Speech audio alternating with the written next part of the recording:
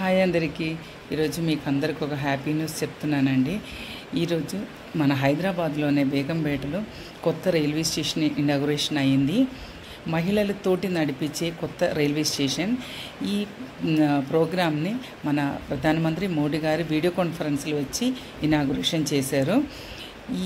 ఈ railway station మన దేశంలోనే, మన భారతదేశంలోనే మొట్టమొదటి రైల్వే స్టేషన్, మహిళలతోటి నడిపించే మొట్టమొదటి రైల్వే స్టేషన్.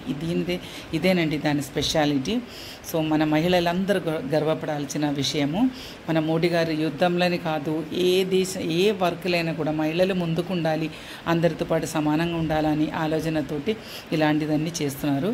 మన దేశం కోసం పోరాడుతున్న, మన దేశం కోసం జీవత్యాగం చేసిన వీర జవాన్లకు అందరికీ సల్యూట్ చెప్పుకుంటూ అలాంటి ప్రోగ్రామ్స్ తోటి ఈరోజు ఈ ప్రోగ్రామ్ని ఇనాగ్రేషన్ చేయడం జరిగింది.